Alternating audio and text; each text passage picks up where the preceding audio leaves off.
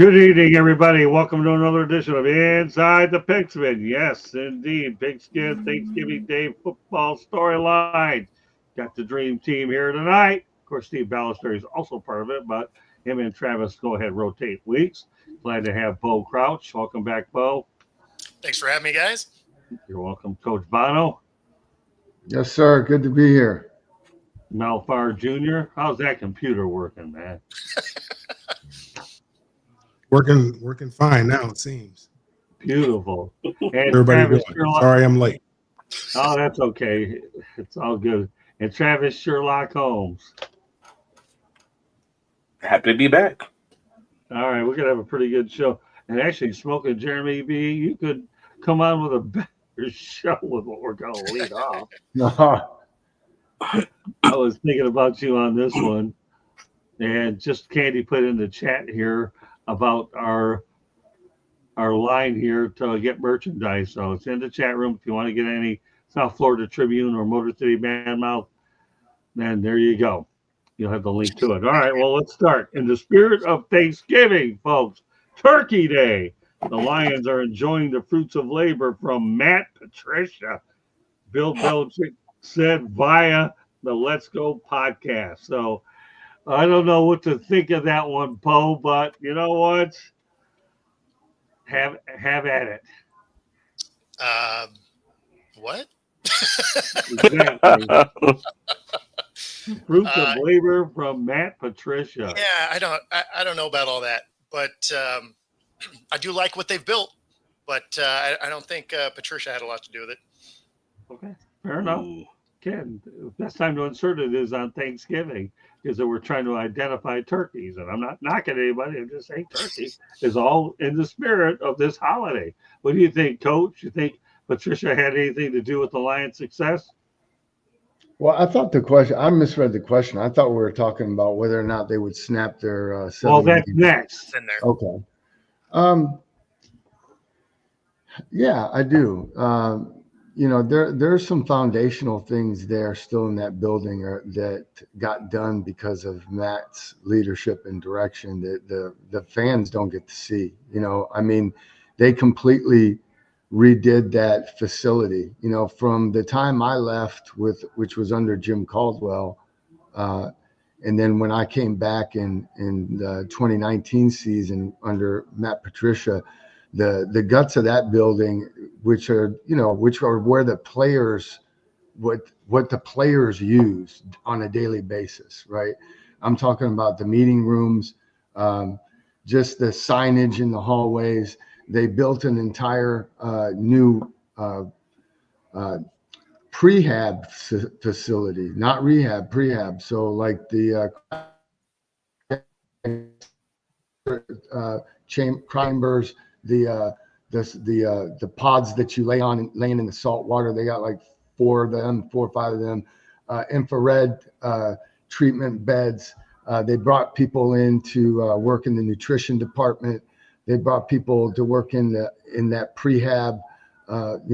We had a guy on the staff that had worked with level 1 operatives in the Navy SEALs, and just an incredible amount of stuff. A simulation room or virtual rooms where you could take a position group in there and they're standing on turf, and there's 3 big screen video cameras that are synced up.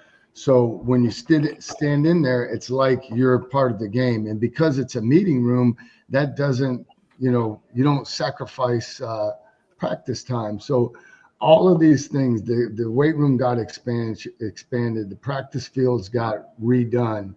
All of those things really were set up under Matt's direction. When he took that job, he said, these are the things that I need in order to get it done. So I think they took a quantum leap forward in an industry where all the little things they matter, all the little details. And so he absolutely had a hand in this. Yes. Let me put some in the chat room real quick. Don't throw over to Mel. And I'm sorry I got long-winded. I apologize to everybody. No, you're fine. Don't worry about it. You know the guy well enough, and we appreciate the insight. So Graham Glasgow, Taylor Decker, Frank Ragnow, I think that's what he's referring to. All drafted while Patricia's head coach. Thanks for clarifying that, Jeremy. Good stuff. So, all right, we'll turn over to Mel. You're fine, Coach. Don't worry about it. Well, I mean, I think obviously they probably learned some things as far as what they're looking for in a head coach, what they're looking for in a leader, or I should say what they were not looking for, and what they were not looking for in a leader. I think they learned some things from those hires. I don't think Caldwell was a bad hire. I don't think he got an opportunity, but even though they did let him go, and I didn't agree with it, I think the Lions are much better off right now with the guys they have. I mean, I think he's the right guy for the job, right guy for the city. He exemplifies what the city stands for, toughness, type of guy. Star, but he was a star in his own role. And these guys they'll run through a brick wall for him and ask him, won't ask any questions until they run through the brick wall. So I think they've learned a lot of lessons about what it takes to develop a winner, what they're looking for. Because again, I'll be the first to admit, when they first hired this guy, I'm like, who is this guy? Talking about biting kneecaps and so forth. I thought they swung and missed again, but I mean, I tell you, he's the right guy for the job, and the right guy for the city. He's embraced the city. The city's embraced him, and I think the sky's the limit for Detroit Lions football. Now, again, we're in this window right now. As long as we have Ben Johnson as the offensive coordinator, unless he's preparing somebody to take over for his eventual departure when he goes and get a head coaching job. The window is right now. The time is now. What happens, and I know we're going to talk about it later, but we'll see what happens on Thursday. All right, but Mel, my question to you is, do you feel that Matt Patricia contributed to what the Lions have going right now? Yeah, he contributed because they know exactly what not to look for in a head coach. That's what I need not to to know. look for in a leader. He was everything that this guy is not. He wasn't approachable from the outside looking in. He didn't seem to be very approachable. And the players really didn't want to play for him. Okay, fair enough. All right, Travis, take it from there. I guess I'm gonna have to be the only one that's I won't say negative, because I mean, how it was a failed tenure for a coach. So I mean, it obviously it's got to be negative. But this is something that you can say when you're a successful franchise now that's had that history of being, that problematic franchise beforehand. So yeah, is it the fruits of his labor? Labor seems like it's doing a lot of lifting in that sentence. Like, it's not fruits of his labor. To Mel's original point, is figuring out what you don't want and how to learn from that. But honestly, there's a lot of franchises out there who struggle to find, like, they know what they don't want. They know they have a bad coach, or they have a bad system, or a bad organization, a bad structure, however you want to frame that. And it doesn't change the fact that they still can't figure out what the right structure is. Does that make sense? Like, so having Matt Patricia situation, organizational issues, and his personality issues in the Detroit Lions front office didn't necessarily, didn't slam home the whole, all right, this is how we're going to do it moving forward, because this didn't work out. It just let them know that this isn't working out and we need to figure out a better way.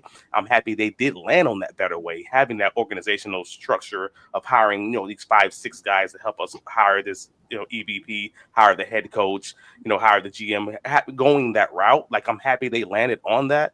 But I will probably be the one contrarian and say, no, this was not based on Matt Patricia. They did this in spite of all Matt Patricia's failures. And yes, they had a few good draft picks in that time frame when they were able to flip TJ Hawkinson into some picks and all the things that went right for them. But that's not on the back of Matt Patricia. That's despite that failure of a tenure. So no, I don't agree. See, I knew I wasn't going to be the only one. Lit panel. Well, yeah, that's why I brought this topic, because I knew that this thing was going to be all over the map for these guys. Bro, what do I think about the guy, number one? like a lot of Lions head coaches that weren't successful, he's not getting another head coaching job. Assistant maybe, but he's not. All right. Well, easiest part of the back end of the question is: will the Lions snap their 7-game Thanksgiving losing streak? And keep in mind the Lions have 3 straight second half shutouts thanks to the work of Aaron Glenn. All right, Poe, and we're going to talk about predictions later. But what do you think? Do I think the Lions break their losing streak? Absolutely. Yeah. It's playing the Bears. Like they're I mean, there doesn't have to be super deep analysis here. The Bears have found ways to lose games, and conversely, the Lions find ways to win games even when they're having an off night. So this one is probably one of the better matchups of the day. Okay, fair enough. Only because I don't count the Giants-Cowboys game as an actual football game. I can only imagine what you counted for, but it's okay. All right, Coach. Yes, they absolutely beat the Bears at home on Thursday, and it's hard to tell, what type of game it will be. I think the Bears are respectable on defense. They've done a good job, honestly, throughout the year of taking care of the football. They're number 3 in the league in turnover margin. So, look, the Lions just have to go out and handle their business, and take care of the football and go out and execute. I think when you're a team that plays in these games every year,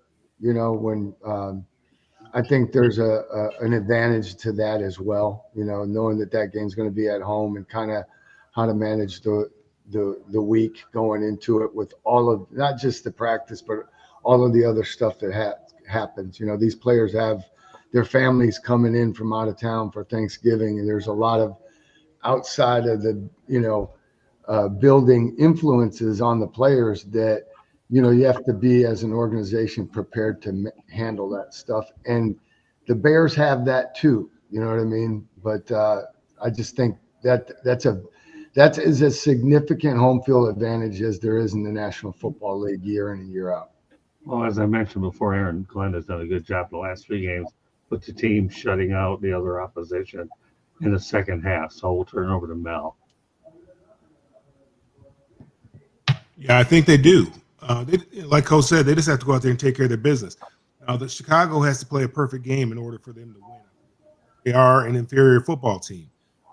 They got a rookie quarterback who's learning on the fly. This should be, on paper, it looks like an easy game for the Lions. Now, if they go out there and take care of their business like they have the last couple of weeks, this game will be over with early, and we'll be able to enjoy, our turkey, our Thanksgiving. Last number of years, obviously the past 7 years, last couple of years, paying attention and watching, it's been difficult. I mean, they were in playoff hunt, and they seemed like they had the team. They let them hang around. They had the game won. They let the team hang around, let the team get a little confidence, and next thing you know, they end up going home with an L. So hopefully they've learned from those previous lessons the last couple of years, and they go out there, they take care of their business, treat their opponent with respect. And I think if they do that, it should be 11-1. I like Jay.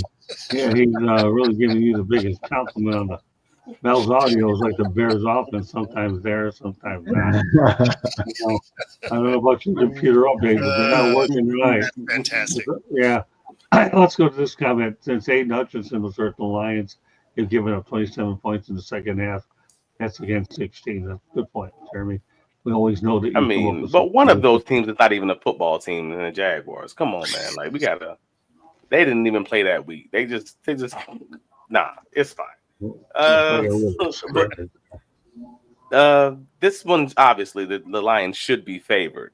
I mean, we know how that goes, but we also know how it is playing the teams that know you best. Playing the teams that are in your division can always be a coin flip. We've seen enough of this to know that this is kind of how it goes. And if there is a team that can give them a problem, well, I would say that will be one of the teams that's kind of given the last 2 opponents that they played against in the Bears issues. They've lost. The Bears lost against the Packers. They lost against the Vikings. Yes, they also made these things really tight. I mean, they lost against the Vikings in overtime. You know, they lost against the Packers by a point, in making these games close that no one kind of expected to be close. So do I believe that the Lions should win this game? Absolutely. They should be, and they're favored for a reason. But do I believe it's going to be the cakewalk that we might all kind of just project this thing to be? Hey, man, I don't know if I feel that way, because they are still fighting, they're still sparky, they're still trying to win. They're not laying down. They're not a locker room that's giving up on on their coach. It's none of those situations. So if, to Mel's original point, if Detroit don't show up and they play one of the messy games like they played against the 5 turnover game against the Texans, something along those lines, man, you're gonna walk out of there with an L. So I believe that is fair to say. Yeah, Lions are favored, cool, but also the Bears can absolutely win this. Let's not forget that. Okay. Well, again, Caleb Williams steps up, then the Lions go to sleep, then you got some problems. I have some breaking news that just came in here, and the Miami Hurricanes have now moved to number 6 in the college football playoff rankings. So that's breaking news that just came across the Canes sent it to us directly. So with that said, I saw the Miami Hurricanes play on Saturday, and they ended up beating Wake Forest 42-14. The Miami Hurricanes had their initial drive was a stick and span drive where they were actually getting first downs off of first downs. And you want to talk about an unbelievable drive. This was it. So the Miami Hurricanes led in first down department 28-12 and total yards 508-193. So when I thought about this, I asked Coach Mario Cristobal about it. Can he play the tape?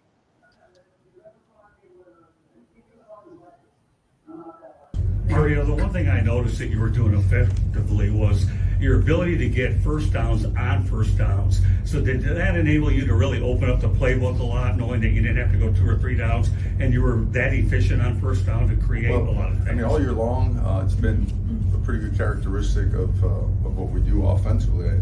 Again, there were some things we did good, and we were in third and manageable for the most part. But all of it was created by the defense. I mean, the defense, the momentum that they created, I mean, they never flinched. I mean, ball turned over at the, inside the 20, inside the 35, again inside the 35, a turnover. They just kept playing. I mean, really, really special effort by those guys. And certainly their momentum and their energy at the end of the game helped the offense catch some fire with good field position and made some scores happen. Okay, Bo, how do you summarize those comments from Coach Cristobal? What did you take out of that? That's all right. What did you take out of it? I had a different audio in my headphone there. Okay. It got a phone call in the middle of that. So I missed part of it. I'm sorry. That's all right. Want us to play it again? No. Go ahead, Coach. No. It was a phone call I'd been waiting for all day, and it was a perfect time for me to listen to it. No big deal. All right, Coach, what's your take on what I asked Crystal? I don't know if he really answered your question. You know what I mean? He kind of it felt like he didn't sidestep it, but I think he just kind of talked about what he wanted to talk about. But obviously, if you're in first down a lot, first down, you have the game well in hand. And I didn't watch the game. The final score, would indicate that, because you're making big plays, right? That you're saying you're getting 10 yards or better a clip, and you can't unless you're scoring a touchdown on every play. Offensive production wise, you can't be any better than that. Okay, fair enough. Mel, what's your take on it? Mel, I'm not really good at reading lips, so let's see if there's a way that we can find a way. I'm sorry, Scott. I didn't hear your question when you asked him the question. I heard his answer, but I didn't hear your question. Well, that's good to know. I mean, all day the Miami Hurricanes were on first down and continued to get first downs off of first downs. So what's your response to his answer? I'm kind of like Coach. I mean, they kind of, I think he kind of answers, said what he wanted to say, but obviously, for a coach, that's a great position to be in, where you're getting first down at the first down, because that means the offense is very efficient. You're moving the ball, you're doing what it is that you want to do, and as a coach, you can't ask for anything better than that. Means that everything is working. You can you got the whole playbook open to you. You can do whatever it is that you want against this particular opponent. Now, again, I didn't see the game either. I get an opportunity to watch the game, but just based on that question, obviously they were able to do pretty much what they wanted to do. All right, Jay is interesting. Boy, it would be interesting if Cristobal plays University of Oregon. Yeah, I'd like to see that matchup.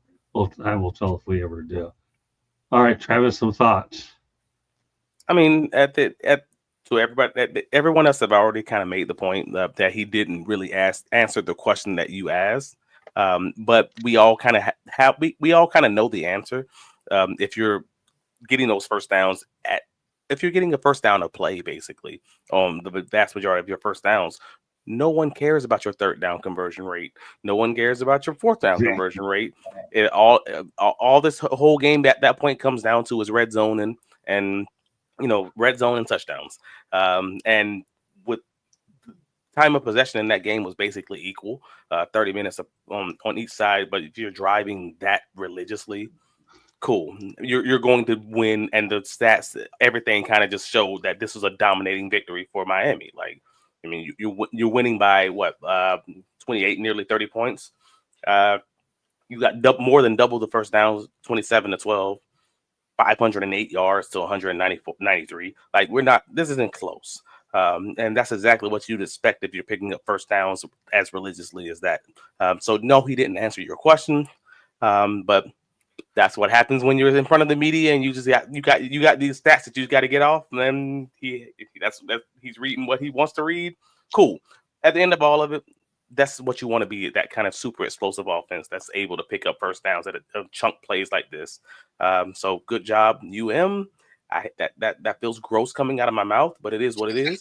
And we'll see how they look in the next few weeks. Well, you know what's interesting, Travis, you and I have both obviously been in box. We work together. And sometimes when you're watching a game, there's certain specific things that you're looking for. You're in a group setting, right? So you're going to zone in on something. Not like you have a guy for a one-on-one interview or anything to that extent. And that's the first thing that kept wearing on me throughout the entire game. There are lots of other things they could have asked them, but I think that was one that I was really curious to find out for sure. I mean, think about it. First down on top of first down on top of first down. My goodness, and that drive was unbelievable. And that was a pattern that I saw that existed throughout the game. All right, we're going to bring in Candy Ebeling for a quick station break. And when we do, she's going to be part of this segment. So go ahead, Candy. Let's give us a station break. You are listening to the South Florida Tribune YouTube channel. If you see the red subscribe button, please hit it, like us, share it with all your friends and family. The South Florida Tribune Publishing Company published a book late last year called Lessons from the Microphone, Tuning into the Enduring Wisdom of Visionary Leaders. It is written by your host, Scott, the Motor City Madmouth Morganroth. It is available on Amazon, Barnes & Noble, Kindle, Google, and Apple Books. There's also a link on our website, www.southfloridatribune.com, where there is also a link to our merchandise store, which we put in the chat room early tonight. Go to it. You all are buying gifts, this time of year. Go buy a book. Go buy some South Florida Tribune merchandise. And then go to our website and read all the plethora of great content that we have on there. And we have some okay pictures on there too. If you like to listen to podcasts, you can find us wherever you get your podcast. If you'd like to advertise, call Scott, 954-304-4941. Back to you, Scott. All right. Thank you very much, Candy. So, Candy, come on the screen so we can all see on this one. How will Tua Tagovailoa fare at Lambeau Field on Thanksgiving night? All right, Candy, I'm going to let you lead off with this. He's going to freeze his little tush off because he does not play well in cold weather games, and they're projecting it, last I heard, 22 degrees. So 22 degrees is kind of cold. It'll be interesting because the Dolphins are on a 3-win streak. They've been playing a lot better football as of late. We know that Jordan Love is the gunslinger of gunslingers around here lately, and he's thrown quite a few interceptions. We don't know about a couple of our players. We had a wide receiver go down with a concussion Sunday night, and then we also had another injury. And with it being a short week, sometimes those injuries don't have enough time to play themselves out or get worked out. I think it'll be a good game, but it'll be up in Lambeau, so I am projecting Green Bay to take it. And I mean, they both need to. Let's face it, Green Bay is in a tough division. I mean, they're 7-3, but they're third. They're third, and if they want to keep playoff hopes alive, they got to keep the pressure on. All right, Jeremy Ballrick notated that 20-degree in Lambeau on Thanksgiving. All I can say too is if you thought Kansas City was cold, wait till you get to Lambeau. And the craziest part about Lambeau is those fans are absolutely loud and they love the Packers. You will not meet a more passionate fan base than what you're going to get up at Lambeau Field. 20 degrees at Lambeau. Tua, you better bring some hand warmers. All right, we'll turn it over to Bo. Yeah, I mean, it's not as bad as that game in KC they went and played in the playoffs. I mean, because that was negative temperatures. So 20 degrees isn't going to be that bad. Still cold for them, obviously. I think this is going to be a fun game to watch because Miami obviously has a higher flying offense, but their defense isn't as good. So it should be a fun game to watch, but I do think Green Bay likes to win at home, right? So I like Green Bay here. Okay. Well, yeah, it's going to be an interesting game. 20 degrees is not really cold. Like Bo mentioned, the game that they played in Kansas City was very cold. I think it was negative temperature. Yeah. That is extremely cold. But 20 degrees, Green Bay this time of the year is really not that cold. But and to be honest with you, nobody likes playing in the cold. Let's be true. Let's be honest here. Nobody likes playing. That's one of the reasons why I went out west, because I didn't like playing in the cold. Now I grew up in Michigan all my life. I don't care who you are. Now I played some cold weather games. It's not fun. But the equipment and the stuff that they have on the sidelines is a lot better now than what we had. And it's cold for both teams. And you're going to be out there. You might as well do something while you're out there. Now, having said that, I still think that, Green Bay, although, being a Lions fan, I would love for Miami to go up there and handle their business with Green Bay. I just, Green Bay is a pretty good football team. Although they do have some injuries, they're a pretty good football team. And I think Green Bay will probably, more than likely, fortunately, win this game. Okay. Turn over to Travis. So yeah, I think everybody else has kind of already made the biggest point here, that Tua struggles in cold weather, and it's not just Tua though. I want to be clear on saying that though. The Dolphins in general have lost 11 straight when the temperature's 40 degrees or colder. So that's going back years. That's going back different coaches, different, so you're talking all the players. It's not just, this is a down south fast team that's built for down south dry weather, or built for speed and not necessarily built for slushing. And that's kind of what this is going to be, unfortunately. And 4 of those games, those 11 games that I mentioned, were with Tua as the starting quarterback. So he's 0-4. What is it, per Hard Rock Bet, which is a betting website? Tua's played only 4 games under 45 degrees, and he's 0-4, 55% completion percentage, 4 touchdowns, 5 interceptions. That's not great. And that's including the playoff loss, obviously. So, I mean, it's not just Tua, it's everyone around him and including Tua. But they're going to have to figure out a way to be better. I mean, like college football, this is it's kind of become a regional sport, where you succeed better in playing in your area and kind of dominating the majority of the season, playing in your favorable conditions. But they're going to have to find a way to win these ugly games, and you kind of have to assume it's going to be an ugly game. I don't know if that Dolphins defense is going to be able to keep the score low enough to win those ugly games. And that's kind of the issue that they've had forever. Well, Jay says Jordan hamstring love will find a way to lose. And Jeremy, Green Bay should win. Maybe if the Dolphins go round and pound, they can win. All right, well, so we give you both scenarios. So what do you think, Coach? Of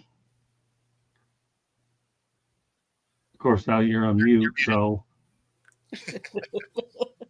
Well, I'm telling you, aren't we having fun? I'll be looking for that fine envelope tomorrow afternoon.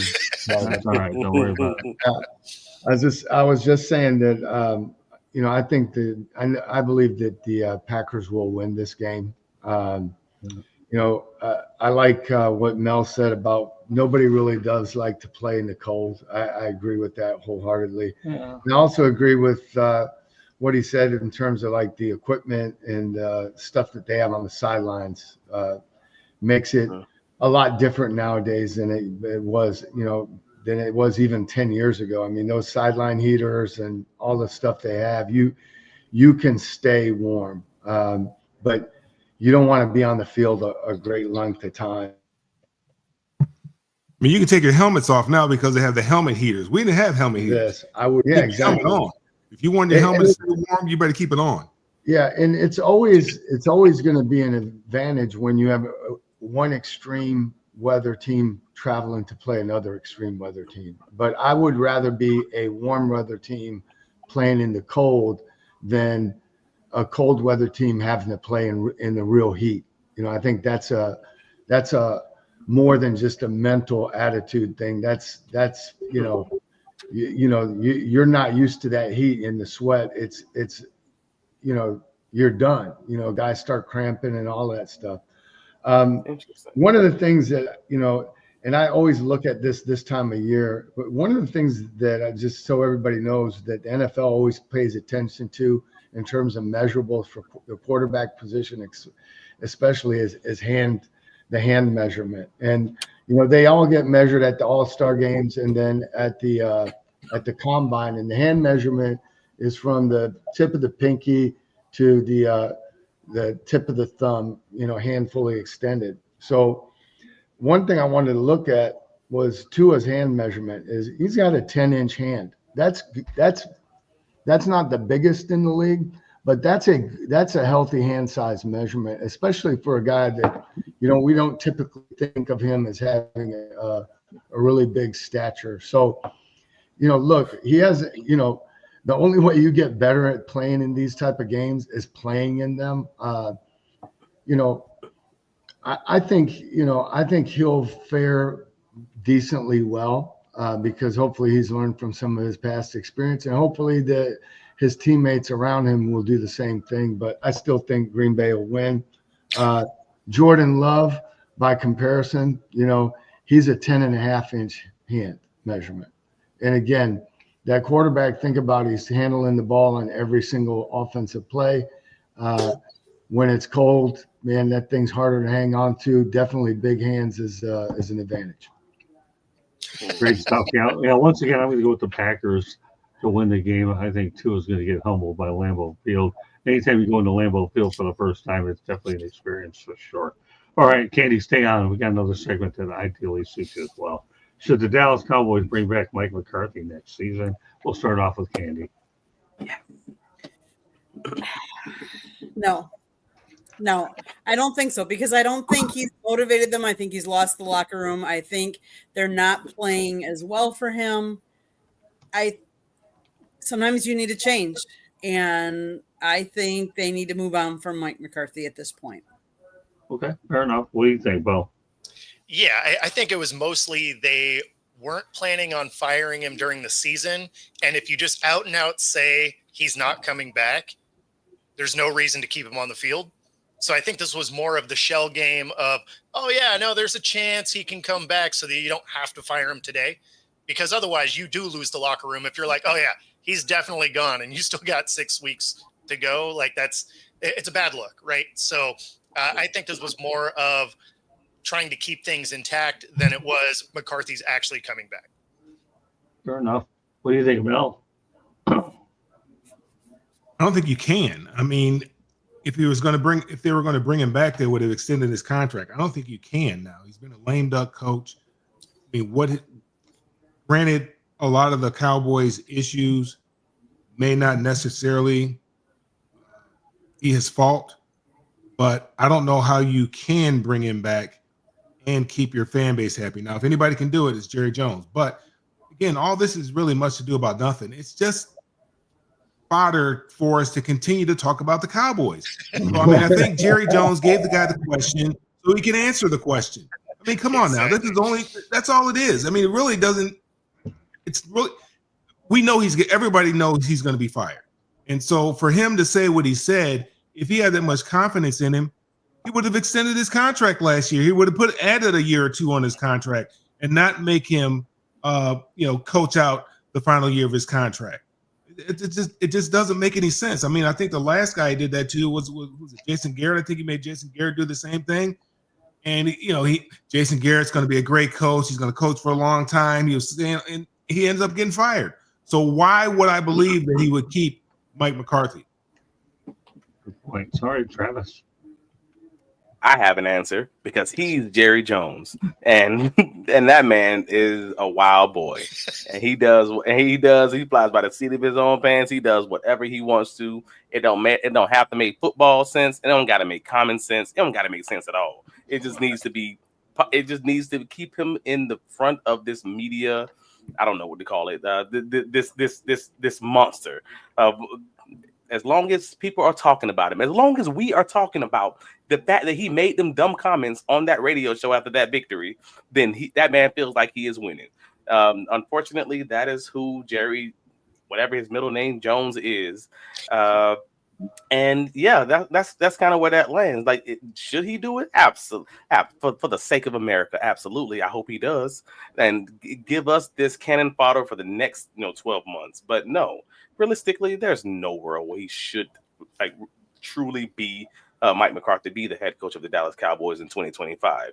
Now, if Jerry's hearing something, maybe he thinks that he can't get one of the main coaches that he wants to get in this hiring cycle, and he's kind of trying to leave the door open on the potential of him coming back and signing a 2-year extension, eating the cost after 2025, something along those lines, then I fully understand it.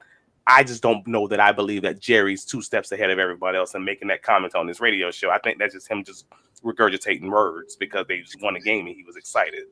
That's my personal opinion. Well, I think you said a mouthful there, and a lot of it I agree with, but I'll turn it over to the others first. Am I up? Yeah. All right. Well, here's my thought. Like, I'm not surprised by anybody's answer. I agree with everybody. But my take is it won't matter. It won't change anything until Jerry decides to hire a true personnel person and hand the reins over and hire a GM. And the reason I say that is if you look at the history, when he bought the team, he hired Jimmy Johnson. Jimmy Johnson was a very, very good personnel evaluator. All right. Very good. Especially for a head coach. And he listened to Jimmy, right? So they won Super Bowls in 92 and 93. Then they have their falling out, all right?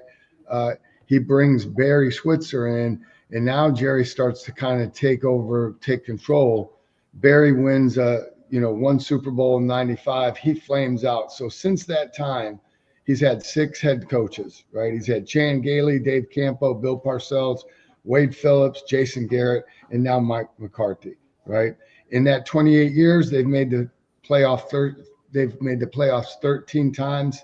They have 5 playoff wins, all of which occurred in the wild card round. They haven't been to an NFC championship since they won the Super Bowl in 1995. And constant is Jerry Jones, right? So, he needs to recognize that I don't put it so much on, look, the GM role, whoever's, he's shopping for the groceries and he's deciding what we're having for dinner tonight, right? So he's buying the groceries and he's cooking it. The coach, the coach just brings the meal out and puts it on the table, right? And makes sure everything gets out in the right order. But to me, Jerry Jones is the true culprit in all of this. Sure, you haven't been to a Super Bowl since 1995. What else do you need to say? Because of what you just pointed out, Coach. And I'll tell you, if McCarthy goes ahead and gets let go, I do think he'll get one more opportunity in the head coaching circles. You need a good general manager to bring in the groceries, and he's had nothing more than distractions. And I don't see Bill Belichick going to that circus either. I just don't. But we'll leave that for another night. Scott, let me ask you this one. You say you believe he'd get another opportunity as a head coach. You think he'd get that opportunity in 2025? No, I don't think so. I think he takes a year off, reevaluates, and see what situation is best suited for him. I don't think so. I think he needs a year off. Anytime you leave Dallas, you need at least a year off. Okay. All right. You really do. I don't know. You think he goes to the Bears? Oh, please. I mean, Eberflus is going to hit the bricks. So, yeah, I mean, Jay mentioned, does he go to the Panthers or the Bears? And right when you mentioned, that's called great minds think alike if I ever saw. Oh, there's no way he goes to the Panthers though.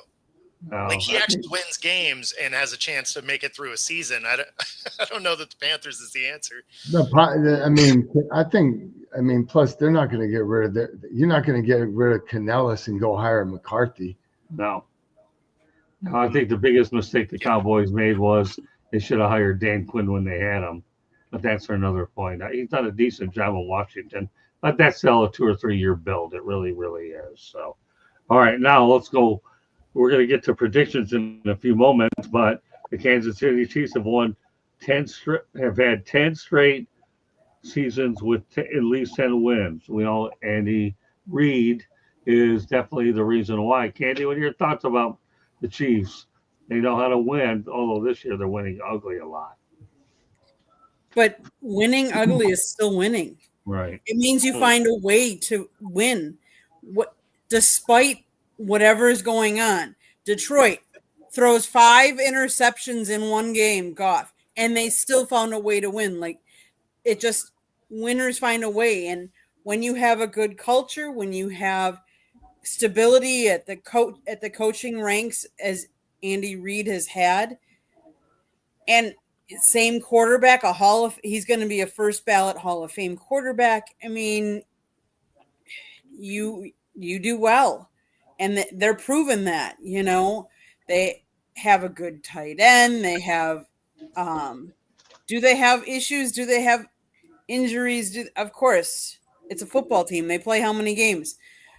But they have success because they've built a good nucleus and they believe in the system and they play for the system. Just like, as much as this pains me to say, is Detroit and Dan Campbell has built a good foundation. They want to play for Dan Campbell.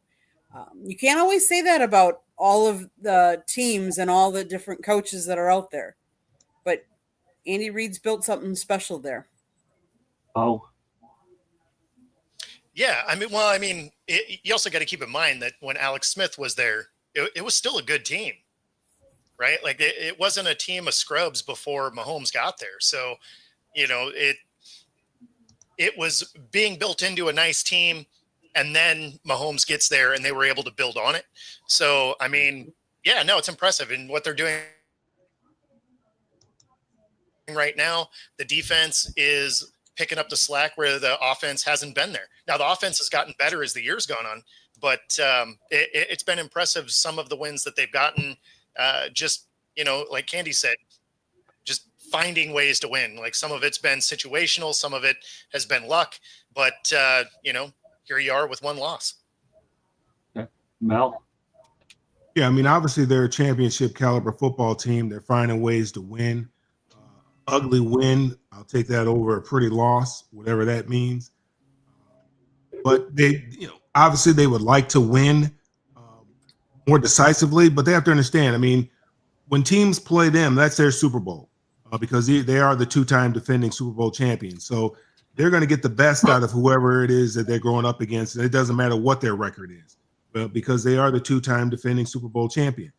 And they're still are fine. Look, Carolina played them well. Bryce Young, he played well. He got benched earlier in the year. So that just tells you the type of mindset that teams come into these games with. So, but they're still finding a way to win. Their offense hasn't been clicking. Mahomes hasn't been, he hasn't been Mahomes-like. But the defense has kept them in a lot of ball games, and they've been able to figure out a way to win and get on that plane with a W and get on back and get on to the next one. So it is impressive what they're doing because they are going to get everyone's best shot when they come out there. They are the heavyweight champion of the world, and they're going to get everyone's best. So what they're doing is extremely impressive. Travis. Yeah, man. That's all on coaching. They put that thing together. They found ways no matter the quarterback. Well, I say no matter the quarterback when 70% of that was under the same quarterback. And you have to acknowledge that they do have a mutant that's leading their team, and they find ways to win. Various different ways of winning. They've had different iterations of this Kansas City team. From the high flying early years of Pat Mahomes with Tyreek Hill and Kelsey, and then they changed it to just the Kelsey offense, and then they changed that to I don't know what to call this current version. This run the ball, turn the ball over, but still somehow play great defense and win. The Kansas City Chiefs that we're now seeing, the most efficient offense on earth. How about that? We'll say that. And they still somehow found ways to just keep winning, despite the fact that they're not looking great doing it. Like most of us can objectively look at this and say, "Ooh, look at Pat Mahomes' stats. Oh my gosh!" And they're still winning, and they just find ways to do it, and that's coaching. If there's nothing else, that is top flight coaching, culture, building, whatever you want to categorize that. Saying that's that man up top. They're doing it. They're doing it on the personnel side. They're doing it on the coaching, and kudos to them. But again, I want to give Pat Mahomes his credit, but also saying it's not just Pat. That's just across the board. They found different ways to win because they just have the guy who has the mind for it. Coach. Yeah, some great points there, Travis, everybody. All teams throughout the season kind of experience kind of like ebb and flows. You're going to have your good games. You're going to have your bad games, right? When you talk about, the ugly wins, you're talking about when you play bad but still win the game. And, I agree. That's the first thing that comes to mind when I think of the Chiefs. That's exactly how they've been playing this year. But they're not the only ones. I think the Lions have been a lot more consistent in their play, but they've certainly had games where, they didn't play to their full potential. We just had a game a few weeks ago where they turned the ball over 5 times, right? So, they have those games. Philly, right? Philly's winning games. I thought they looked a lot better this week, but in past weeks, watching them have just been I felt like they were trying to lose the game, but they still end up winning at the end of it. So, it happens. Again, it is a mark of a well-coached team, a talented team, and it's a mark of a winning culture, as Travis mentioned. Thanks for the compliment, Jay, about the hoodie. Wearing United States hoodie with the red hat. So, there's a question bantering around here in the chat room. So we can have a little fun with it. Then we're going to go to predictions for Thanksgiving games, and then the game you're looking for. We'll wrap it up. So, all right, around the horn. Candy, what's your least favorite food to go out there that you don't like on Thanksgiving? I would say cranberries. What about you, Bo? Oh, man, a lot of it, actually. But I'm kind of with Mel. Green bean casserole is rough. Okay, Mel, you said green bean casserole? Yeah, I can't do no green bean casserole. All right. What about you, Travis? He's choked up over this question. No, I hope not. All right, there, Travis. That's question. Yeah, you can keep half of it. Green bean casserole, deviled eggs. Anything with. I'm not a mayonnaise guy or a mayo guy, so for me, it's anything with a mayo base. You can keep it all. I'm fine. So, what about you, Coach? Yeah. Well, for almost my entire adult life, I've always been working on Thanksgiving. So I'm grateful for everything. And I will say, the times I've had to the joy of being able to coach on those Thanksgiving days. The only thing I didn't ever want to eat was crow. Okay. Well, I'll join the majority green bean casserole. I have to make a little confession though. Many years ago, visiting a friend of mine in Kansas City, and we actually broiled that bird instead of doing it the right way. We could have shot baskets at that bird. So it's safe to say the following year I was back in the Lions, and they've had a lot of practice doing it for sure. So it's all right. It's a good lighthearted question, so I don't mind putting it in there. I love deviled eggs. I love tell you what, I love cranberries. I would say I love my stuffing. So turkey's okay, but the other stuff's all right too. And if you have no place to go, we always used to go to Cracker Barrel as well. I love going to Cracker Barrel. I don't know where we're going to go. Candy says we don't get together with my dad. Hibachi's we're thinking about going there. So it is what it is. I'll let you know on next week's edition where we wound up. So I don't mind lighthearted questions like that. If I'm going to talk food and the rest of you guys are talking it, I'm only talking it maybe on Thanksgiving. So don't get in the habit of asking me food questions, okay? So But if they're gonna ask what the least favorite is, what is everybody's favorite food for Thanksgiving? Well, go ahead. What do you think, Bo? What's your favorite? Well, if I'm in charge of it, I'm not doing a turkey. I'll actually make a ribeye. Okay, fair enough. What about you, Mel? It's really not the staple, but I mean sweet potato pie. Good sweet potato pie. My friend's mom makes the best sweet potato pie, so that's what I look forward to on Thanksgiving. What about you, Travis? I mean, you ain't gonna like my answer, but it's fine. I don't care. Y'all can judge me all y'all want to. I'm all in on island Thanksgiving, so I'm curry goat, brown stew chicken, whatever you want to call it, any of these Caribbean foods, and we all in. I'm 10 plus years into this marriage, and I be begging my mother-in-law, don't try to cook this soul food, ma'am. No, you need to do what you do. You are Caribbean. You cook these Caribbean foods and bring that here. We're gonna figure this out. No, that's so yeah, curry goat all day. Well, nobody will I'm swinging by if that's what's happening. I'll get in on some jerk chicken or something. Hey, Travis, I'll say one thing, partner. Nobody's gonna duplicate your answer. You're definitely in your own world there. All right, Coach. I just posted this the other day. I'm so passionate about this. I've been working on my mother-in-law. I've been working on my sister-in-law. Y'all better get this right, man. Stop trying to be Americanized. What time we eating, Trav? I'm coming over. There you go. It's not like you're that far away from each other, anyways. No, I'll be there. I want to try that.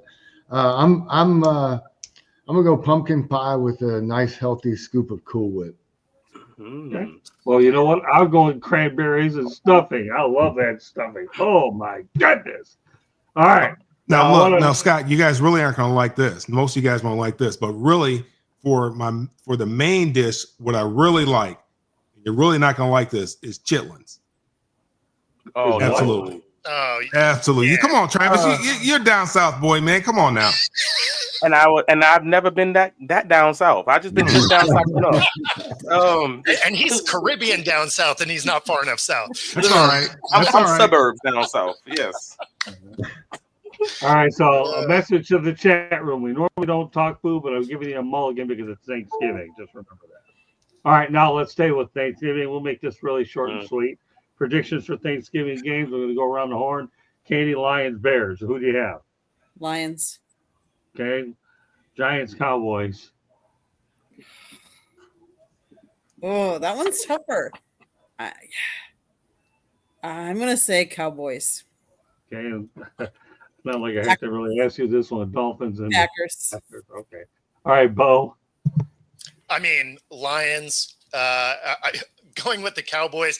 You have DeVito out there, quarterback for the Giants. Like, they're not trying to win games. And I'm taking the Packers. Okay, fair enough. Mel, you know the three games. Yeah, I'm going with the Lions. I'm going to go with those girls. I mean the boys, and I'm going to the Packers. All right. Yeah, I was waiting for you to come up with something like that. I knew you were going to do it. All right, Travis. Yeah, I mean, I think we're all going to probably be in agreement on this. Lions, Giants, Packers. You're taking the Giants. You're taking the actually, Giants. Yeah, I just realized I am the only one that said the Giants. So yes, I'm in disagreement. Really? I don't believe in Dallas at all. Okay, fair enough. Okay. All right, Coach. I'm going with the Lions to win, although that's Vegas has that at 10 points. That'll make it interesting. You know what I mean? If the Bears play a perfect game, they could and don't turn the ball over, which they've done a good job of protecting it this season, then there's a chance they could cover. I like I'm gonna go with Travis. I'm gonna take the Giants. I think they'll at least cover. Dallas is getting 4 points in that game, and then I'm taking Green Bay over Miami. Okay, and my picks, I'm going to go with the Lions, but I think it'll be much closer than most people think. Probably 7 and 8 point differential there. After all, the Bears know that they're a laughing stock. They're at least trying to make it look presentable, anyways.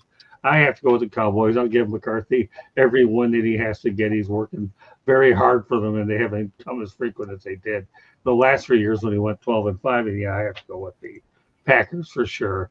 I just think that Tua is going to get frostbite up at Lambeau. Okay. Well, he will.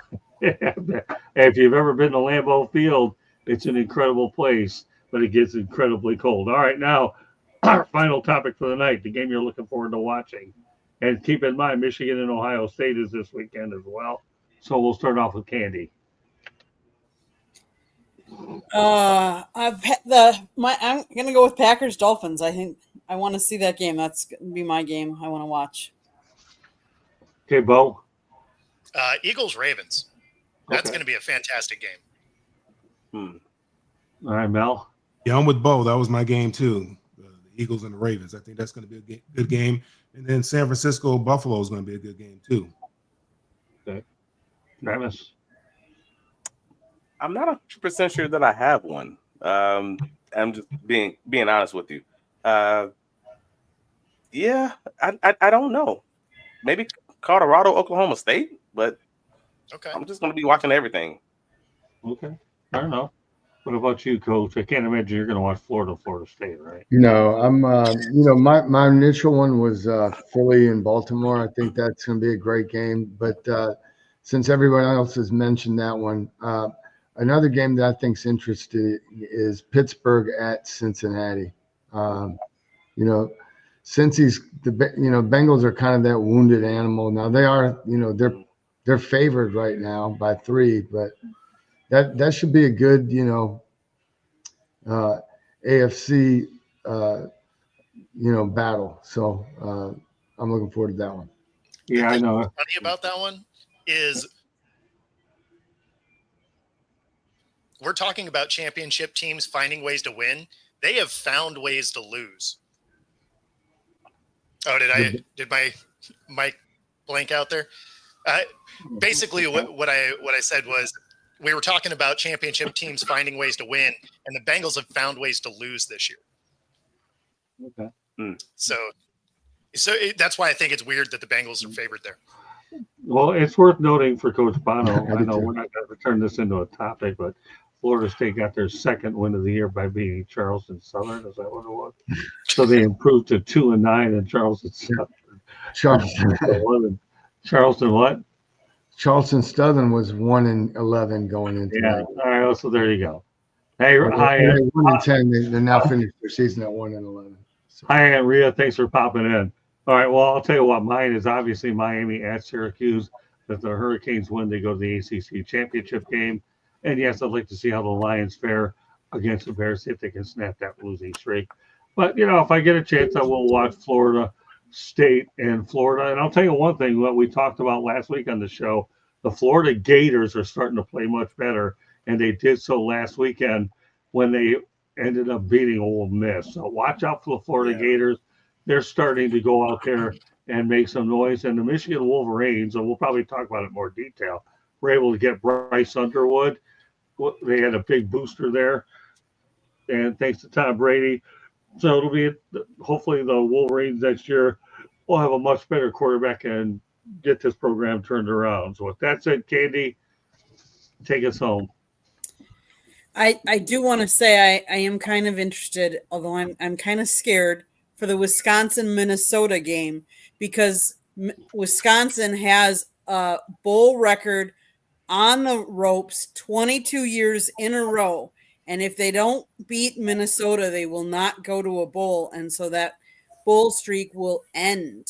So that would be one of them that I'm also looking forward to. Well, Nebraska actually became bowl eligible for the first time since 2016, beating Wisconsin last week. So that's worth pointing out as well. All right, Candy, take us home.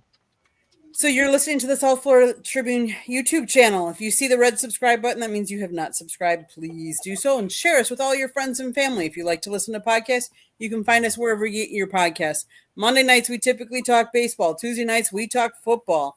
Wednesday and Thursday nights on Sports Exchange and Fire Up, you never know what we're talking about. Fire Up Florida talks about hockey, but we are taking Wednesday and Thursday off this week, so we will be back again next week, Monday, with baseball.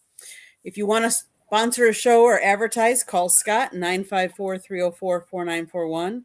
If you need a gift idea, I have a bunch of them. The first one is a book that Scott wrote, Lessons from the Microphone, Tuning into the Enduring Wisdom of Visionary Leaders. It talks about his 40 plus years in the media business and how old school media has changed into new school media. It's available on Amazon, Barnes & Noble, Kindle, Apple, and Google Books. We also have apparel on our website, a link to our apparel. You can get a South Florida Tribune t-shirt, sweatshirt, hat. Go check out our website. There was a link earlier in the chat. Go buy a gift for somebody. There's also a plethora of all kinds of great information on our website, so check it out. Scott writes for us. I take pictures. Go check it out. Go check our YouTube channel. We actually have, if you're interested in seeing Mario Cristobal or Cam Ward and what he had to say after this last game, we have the videos up there, so go check it out. Scott, back to you. All right. Well, thanks a lot for the kind words, Jay. Yeah, Nebraska obviously underwhelming, but Matt Rule's done a pretty good job there for sure. Happy Thanksgiving all back at you, Smoking Jeremy V. And Jay is the greatest. What can I say? I love having him on. Every time I see this guy, he's always positive, and we appreciate him being a friend of the show. So great stuff from everybody in the chat room. And obviously, Candy's favorite quarterback is John Elway. I sense a little sarcasm there. But I'll tell you what, I like John Elway. I was at Super Bowl 33, and when I had an opportunity to ask him a question whether or not he was glad that he ended up leaving the Baltimore Colts for the Denver Broncos, nobody asked him that during the whole media availability week. John definitely does. Yeah, let's hear that question.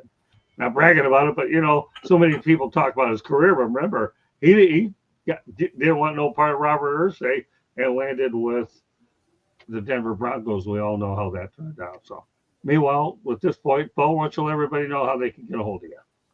Yeah, so you can find me here on Tuesdays. I'm with Coach on Wednesdays for Coach's Corner, and you can catch me 5 days a week on Roku TV. Okay, Mel, let everybody know how they get a hold of you. You can catch me on all the social media at Melfar Jr. Follow what we have going on for the youth here and in Michigan at melfarsuperstarfoundation.org. Okay, Travis, you're next. You can find me on all my writings covering the Jaguars at bigcatcountry.com. All the socials, Travis D. Holmes, X, Facebook, Instagram, Blue Sky, all of them. Please like and subscribe us on YouTube. We have a podcast, The Duval Dive, for any Jacksonville Jaguars fans. 2 times a week, we're previewing the games, recapping the games either live from the stadium or if there's an away game, maybe in London, something like that. We're doing it from wherever we are on scene. So definitely, the Duval Dive on YouTube. Appreciate you guys having me as always. Well, we appreciate it.